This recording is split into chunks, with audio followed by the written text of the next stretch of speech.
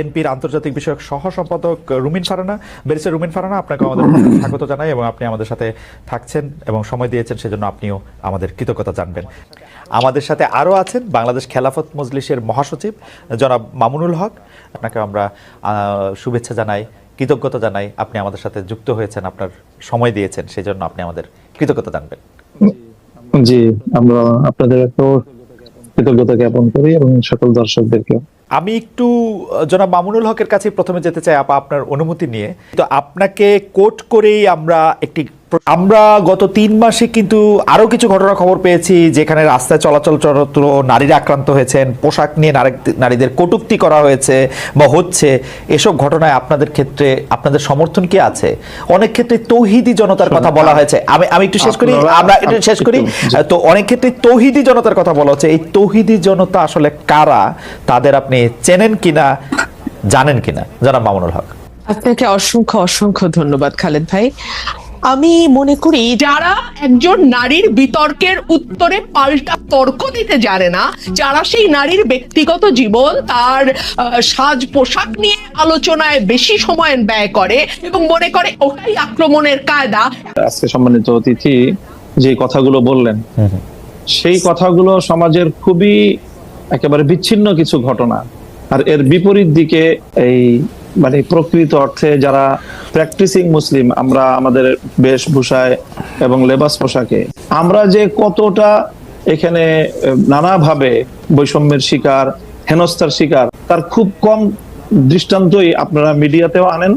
আর আপনাদের এই সাধারণ যেই যারা মহলে চলাফেরা করেন, আপনাদের খুব কম আমার মনে হয় এটা জানাশোনা আছে। এই যে কালী পূজার যে দৃষ্টান্ত উনি আনলেন, আমি যদি এর বিপরীতে দৃষ্টান্ত আনি যে বাংলাদেশের বুয়েটের মতো একটা শিক্ষা প্রতিষ্ঠানে, সেখানে সব ধরনের গান বাদ্য ইত্যাদির অনুষ্ঠানগুলো দেদারসে হচ্ছে, কখনোই সেখানে এটা নিয়ে কোনো সময় পারমিশনের ক্ষেত্রে কোনো বিধিনিষেধ হচ্ছে না, অথচ তারা একটা কোরআনের তাফসিরের আলোচনা করতে গিয়ে অনুমতি চেয়েছিলেন। রাসূল সাল্লাল্লাহু আলাইহি ওয়াসাল্লামের জীবনী আলোচনার মতো একটা সাধারণ মানের ধর্মীয় অনুষ্ঠান আয়োজন করা পারমিশন চেয়েও বুয়েটের কর্তৃপক্ষের কাছ থেকে সেই অনুমোদনটা পাননি। এটা সকল মিডিয়াতে এসেছে। ঢাকা বিশ্ববিদ্যালয়ের কথা যদি বলি, এই ঢাকা বিশ্ববিদ্যালয়ে আপনারা কত বছর, কত যুগ পর্যন্ত ইসলামের নামে কোনো ছাত্র সংগঠনকে আপনারা একটা প্রোগ্রাম করতে দেয় নাই, অথচ সেখানে অন্য সব ধরনের ছাত্র সংগঠনগুলো তারা কার্যক্রম পরিচালনা করছে।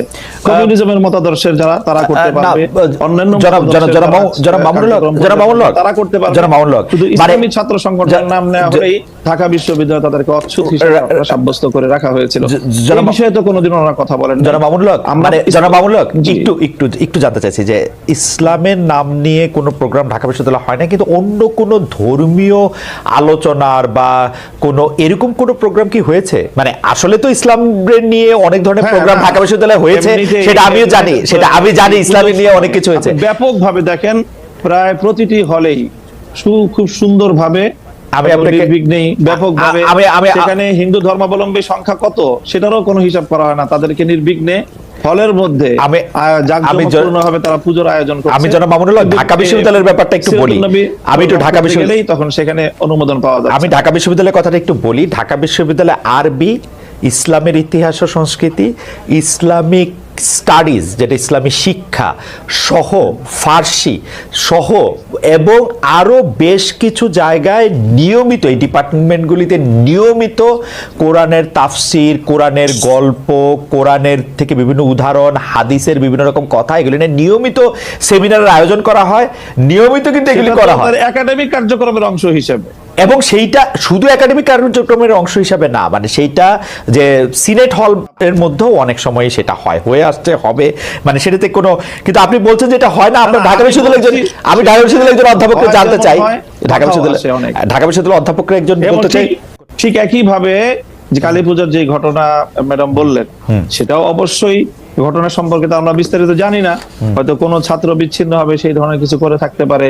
সেটাকে হিন্দু ধর্মাবলম্বীদের বিরুদ্ধে একটা অভিযান বা একটা ভূমিকা হিসাবে চিহ্নিত করার কোনো মানে আমাদের কাছে তো প্রমাণ। আচ্ছা, আমরা একটু ম্যাডামের কাছে, সে প্রকৃত অর্থে যারা দাড়ি টুপিওয়ালা মুসলমান হিসাবে ইসলাম ধর্মকে তারা সকল ক্ষেত্রে প্র্যাকটিস করতে চায়, বিশেষ করে রাজনৈতিক ক্ষেত্রে যারা আমরা ইসলামকে প্র্যাকটিস করতে চাই, আমরাই হলাম প্রকৃত অর্থে বাংলাদেশে আসলে সংখ্যালঘু। এবং আমরাই সবচেয়ে বেশি বৈষম্য এবং নানা ধরনের অত্যাচার এবং নিপীড়নের শিকার। এবং আমাদের এই নিপীড়নের বিরুদ্ধে কখনোই সমাজের এই যে সাধারণ শিক্ষা ব্যবস্থার যারা শিক্ষক মহোদয় আছেন বা অন্যান্য আপনাদেরও একটা সোচ্চার কখনো আমরা পাই। আচ্ছা, আমরা এটা অধ্যাপক মাহবুবকে জানতে চাইবো। আমি একটু আপনার কাছ থেকে এটা জানতে চাই যে ধরেন বাংলাদেশে আপনি যে ধরনের রাষ্ট্র ব্যবস্থা কায়েম করতে যাচ্ছেন, ধরেন যে খিলাফা, সেই খিলাফা আসলো, তাহলে কি আপনারা এই যে ধরেন কালী পূজার কথা বলা হলো সেগুলি বন্ধ করে দিবেন? যে না, রমনায় বা বন্ধ হবে কেন, সেগুলি করতে দিবেন? সেগুলি করতে দিবেন। প্রত্যেক ধর্মাবলম্বীর যার যার ধর্মীয় রীতি অনুযায়ী তার সে ধর্মীয় স্বাধীনতা ভোগ করবে, তার জানমালের নিরাপত্তার যে বিষয়গুলো আছে, ইসলামী রাষ্ট্র ব্যবস্থা, ইসলামী রাজনৈতিক যে বন্দোবস্ত, সেখানে অন্য ধর্মাবলম্বীদের ধর্ম পালনের শুধু স্বাধীনতা নয় বরং নিরাপত্তা নিশ্চিত করা হয়েছে। এবং সেই নিরাপত্তা অবশ্যই বাস্তবায়ন করা হবে। তাদেরকে কি জিজিয়া কর দিতে হবে?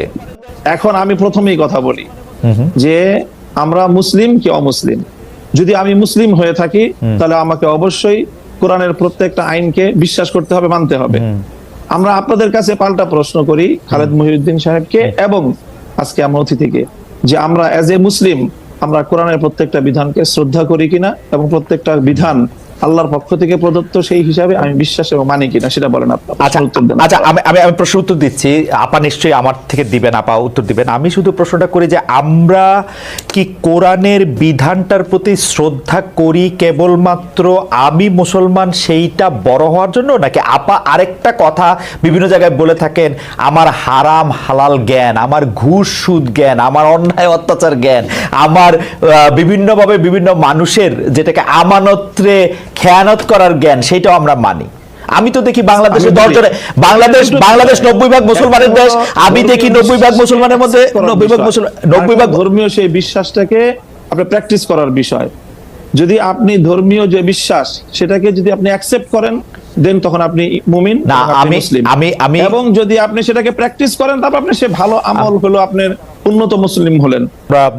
জনাব মামুনুল হকের কাছে প্রশ্ন রেখেছিলাম যে ইসলামের দৃষ্টিতে আসলে কোনটা বেশি গুরুত্বপূর্ণ, বাহ্যিক বাহ্যিকভাবে তার পোশাক আশাকের পাশাপাশি ঘুষ দুর্নীতি সুদকে আমরা আসলে বর্জন করছি কিনা, যেগুলিকে আমরা আসলে ফান্ডামেন্টাল ধরে আসছি, সেটা ক্ষেত্রে আপনার কি মতামত। এবং সোশ্যাল মিডিয়ায় যাদেরকে আমরা ইসলামী বক্তা বলে থাকি তাদের কিছু বক্তব্য এরকম তুলনা করা হচ্ছে, যারা একসময় ক্ষুদ্র ঋণ নিয়ে সুদ নিয়ে ডক্টর মোহাম্মদ ইউনূসের সমালোচনা করেছিলেন, তারা আবার তার প্রশংসা করছেন। বক্তাদের একটি অংশ কি বাতাস বুঝে বক্তব্য দিচ্ছেন কিনা, এবং আপনারা যে ইসলামকে, যেটিকে আসলে পলিটিক্যাল ইসলাম বেশি করে বলা হচ্ছে, যেটা এবং যেই কারণে বাংলাদেশে ইসলামী দলগুলির মধ্যে অনেক বিভাজন দেখা যাচ্ছে, মানে কেউ হয়তো ইসলাম বিশ্বাস করছেন এবং জোর দিয়ে বলছেন যে জনাব মামুনুল হক যেগুলি বলছেন সেগুলি ইসলাম না, আরেকজন বলছেন যে ওইটা যারা বলছেন তারা কাফের। ওই পুরো ব্যাপারটা ধরে যদি একটু আলোচনা করেন যে আসলে কোনটা বেশি গুরুত্বপূর্ণ, কোনটাকে আমরা ফান্ডামেন্টাল ধরবো, জনাব মামুনুল হক। আসলে অনেকগুলো মানে এখন বিষয় আমার সামনে আলোচনার জন্য মিসেস মাহবুব সাহেব তো উনি বললেন যে ওনাকে মনে হয় সময় কম দেয়া হচ্ছে। আমি আসলে শুরুতেই বলেছিলাম যে আসলে বিতর্কের আলোকে আমি কথাগুলো বলতে চাইনি। প্রথম যে প্রসঙ্গটা আপনারা দুজনই আলোচনার মধ্যে আনলেন, আমি ঢাকা বিশ্ববিদ্যালয় সহ আমাদের বুয়েটের ক্যাম্পাস যেই স্পেসিফিক যেই কথাটা আমি বলেছি, আপনারা খবর নিয়ে দেখেন, গত 1 মাসের ব্যবধানের ঘটনা। ঢাকা বিশ্ববিদ্যালয়ে একটা সিরাতুন নবী অনুষ্ঠান করার সুযোগ দেওয়া হয়েছে এবং এই অনুষ্ঠানটাকে ঢাকা বিশ্ববিদ্যালয়ের ইতিহাসে দীর্ঘদিন পরে এই ধরনের একটা অনুষ্ঠানের একটা মানে ব্যতিক্রমী আয়োজন হিসাবে গোটা ঢাকা বিশ্ববিদ্যালয় এটাকে খুব তারা উৎসাহিত করেছে। সেম একই ধরনের অনুষ্ঠানের অনুমতি চেয়ে বুয়েটের ছাত্ররা বুয়েটের প্রশাসনের কাছ থেকে অনুমতিটা পায়নি। আপনারা যে দৃষ্টান্তগুলো এনেছেন সেটা হলো একাডেমিক যে ইসলামিক স্টাডিজ বিভাগ আছে, আরবি ভাষা সাহিত্য আছে, উর্দু আছে, ফার্সি আছে, অ্যাজ এ ল্যাঙ্গুয়েজ বা একটা সাবজেক্ট হিসাবে পড়াশোনার বিষয়ে আমি এই জায়গাটা আমার প্রশ্ন ছিল না। আমার প্রশ্ন হলো যে বিগত 50 বছরে ঢাকা বিশ্ববিদ্যালয়ে ইসলামী ছাত্র মজলিস, ইসলামী ছাত্র আন্দোলন, ইসলামী ছাত্র শিবির নামে আপনারা ঢাকা বিশ্ববিদ্যালয়ের ক্যাম্পাসে কোনো কার্যক্রম পরিচালনা করার সুযোগ আপনারা দিয়েছেন? ইসলামী কোনো সংগঠনকে দেওয়া হয় নাই। এই জায়গাটার আমি ইসলামী রাজনৈতিক চর্চার যে সুযোগটা থেকে ইসলামপন্থীদেরকে চরমভাবে বৈষম্যমূলক ভাবে তাদেরকে দমন করা হয়েছে, মামুন ভাই, করা হয়েছে। মামুন ভাই প্রথম- মামুন ভাই একটা ছোট্ট প্রশ্ন কি করতে পারি, যে ধরেন আপনি যে আমি কথাগুলো শেষ করি। আচ্ছা ঠিক আছে ঠিক আছে ঠিক আছে ঠিক আছে এই ঠিক আছে, একটা কোনো বিষয়। অসুবিধা নাই, কোনো অসুবিধা নাই। দ্বিতীয় বিষয় যেটা ম্যাডাম বললেন যে এই যে পোশাকের যে বিষয়, আমি কিন্তু পোশাকের যে বিষয়টা বলেছি সেখানে আমি সুনির্দিষ্টভাবে একটা কথা বলেছি, সেটা হলো এই যে আমরা যারা ইসলামকে রাজনৈতিকভাবে আমরা রাজনীতিটাও যারা ইসলামের আলোকে করতে চাই, আমরা মনে করি যে ইসলাম কমপ্লিট কোড অফ লাইফ, সকল পূর্ণটাই ইসলামকে মানতে হবে। আমি ব্যক্তিগত জীবনে ইসলামকে মানবো, আমি ব্যবসার ক্ষেত্রে অর্থনীতির ক্ষেত্রে ইসলামকে মানবো না, অথবা রাজনীতির ক্ষেত্রে ইসলামকে মানবো না। ইসলামকে এভাবে খণ্ডিত আকারে মানার কোনো সুযোগ আল্লাহর কোরআন দেয়নি, বরং পরিপূর্ণভাবে ইসলামকে, যারা পরিপূর্ণভাবে ইসলামকে মানতে চাই এবং বিশেষ করে যারা আমরা রাজনীতিতে ইসলামকে অনুসরণ করতে চাই, আমাদের উপর রাষ্ট্রীয় যে দমন পীড়ন চালানো হয়েছে সেটা অন্য কোনো আদর্শিকভাবে রাজনীতি যারা করে, আদর্শিক কারণে অন্য কারোর উপরে সেই বৈষম্যটা বাংলাদেশে অতীতে হয়নি। এই জায়গাটার কথা বলেছি। আপনারা বিষয়টা বারবারই আপনারা আলোচ্য বিষয়টা ভিন্ন দিকে নিয়ে। না না আচ্ছা ঠিক আছে, দ্বিতীয় বিষয় আমি বলি আপনি যে প্রশ্ন করেছেন সেই প্রশ্নের জায়গায় আমি আসি। সুদ, ঘুষ, দুর্নীতি সহ যেই সকল বিষয়গুলো ইসলাম নিষিদ্ধ করেছে, এর প্রত্যেকটার বিষয়ে আমরা ফোকাস করি, আমরা আলোচনা করি। হয়তো সবটা আপনারা শুনেন না বা সবটা সেইভাবে মিডিয়ায় কভারেজ পায় না।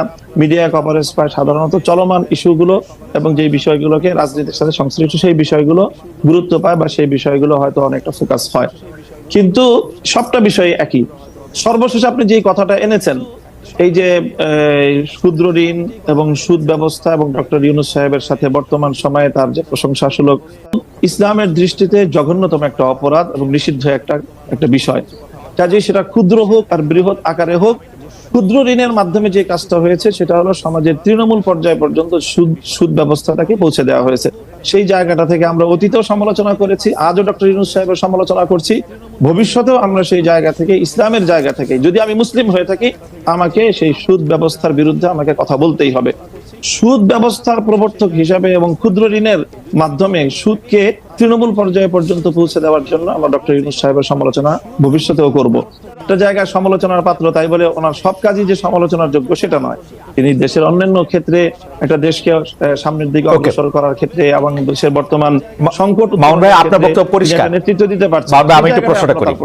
মামুন ভাই আমি একটু প্রশ্নটা করি যে আপনি ইসলাম নিয়ে যারা রাজনীতি করছেন তাদের পরিপূর্ণ রাজনীতি, কিন্তু আপনি ধরে নেন যে আমরা সাধারণ বাংলাদেশের মানুষ আমরা ফলো করতে চাই আপনাদের আলেমদের, কিন্তু আমরা তো স্পষ্ট দেখতে পাচ্ছি যে আপনারা ঈদে মিলাদুন্নবী করবেন কি করবেন না সেটা নিয়ে দুই পক্ষ, তিন পক্ষ, বহু পক্ষ, 100 পক্ষ দাঁড়িয়ে গেছে। আমি শেষ করি, এটি নামাজ কিভাবে পড়া হবে কি পড়া হবে না সেটি আপনারা আসল ইসলাম নাকি চরমনাই আসল ইসলাম, আসল ইসলাম কি আসলে আটরশি, আসল ইসলাম কি আসলে মাওলানা রাজ্জাক সাহেব, এইটা নিয়ে তর্ক ছাড়া তো আমি মানে আর কোনো কিছু দেখি না। আরেকটা প্রশ্ন আমাদেরকে আপনার জন্য করেছেন, উনিও একজন আলেম, উনি বলেছেন যে খ্রিস্টান শাসন বলতে কি বোঝাচ্ছেন, তারা কি বাইবেল অনুসারে শাসন করছেন, এখন আমেরিকা ইউরোপ যে শাসনে চলছে সেটা খ্রিস্টান ধর্মীয় শাসন কিনা, সৌদি আরবে যা চলছে তা ইসলামী শাসন কিনা, সৌদি আরবে ছাত্র সংগঠন করার অনুমতি রয়েছে কিনা। আমি আপনার কাছ থেকে একটু মানে খুবই ক্ষমা চেয়ে নিয়ে 2 মিনিটে একটু শেষ করতে বলছে, আমার একটু টাইম। জি জি, প্রথম প্রশ্নটা আবার বলেন তো একটু। প্রথম প্রশ্নটা হচ্ছে যে আপনি পরিপূর্ণ ইসলাম বলছেন কিন্তু সাংঘর্ষিক, এই যে আপনি ঈদে মিলাদুন্নবী সহ যে সকল মতবিরোধপূর্ণ যে বিষয়গুলি আপনি প্রশ্ন তুললেন, দেখেন আমাদের মতবিরোধপূর্ণ বিষয় খুবই গৌণ। মৌলিক কোন বিষয়ে আমাদের মধ্যে ইসলামিক যারা বিভিন্ন স্কুল অফ থট যারা আমরা ফলো করে থাকি, আমাদের মধ্যে কোনো দ্বিমত নেই। 5 ওয়াক্ত নামাজ এই বিষয়ে কেউ দ্বিমত করেছে, রমজান মাসে 30টা রোজা রাখতে হবে এই বিষয়ে কেউ দ্বিমত করেছে, প্রত্যেকটা মুসলমানের উপর সামর্থ্য থাকলে একবার হজ করা ফরজ কেউ দ্বিমত করেছে, প্রত্যেকটা যারা নাকি সামর্থ্যবান তাদেরকে যাকাত দিতে হবে এই বিষয়ে দ্বিমত করেছে, এবং ফজরের নামাজ 2 রাকাত, জোহরের নামাজ 4 রাকাত, আসরের নামাজ 4 রাকাত, মাগরিবের নামাজ 3 রাকাত, এশার নামাজ 4 রাকাত, এই বিষয়ে আজ পর্যন্ত কাউকে আপনি দ্বিমত পেয়েছেন? খুবই শাখাগত কিছু বিষয়ে দ্বিমত রয়েছে মুসলমানদের মধ্যে এবং সেই বিষয়গুলো আলোচনার মধ্যে আসে এবং সেটা প্রত্যেকটা মতাদর্শের মধ্যে যখনই আপনি আলোচনা, জ্ঞানগত আলোচনা হবে তখন সেই দ্বিমতগুলি আসবে সেখানে। সেই বিষয়গুলি তো এটার সাথে আপনি এখানে আলোচনার মধ্যে এই প্রসঙ্গগুলি আনার কোনো প্রয়োজন নেই। ওকে, দ্বিতীয় যে প্রশ্ন আপনি করেছেন সেটা হলো যে খ্রিস্টান শাসন বলতে আমি বুঝিয়েছি এখনকার যে শাসন, পশ্চিমা বিশ্বের শাসনকে বলছি 500 বছর ধরে। এর আগ পর্যন্ত আমি যেটা বলেছি যে যে পশ্চিমা বিশ্বের এই সেকুলার রাষ্ট্র ব্যবস্থা বা রাজনৈতিক এই যে গির্জা বিপরীত যে রাষ্ট্র ব্যবস্থা পশ্চিমা বিশ্ব অনুসরণ করছে,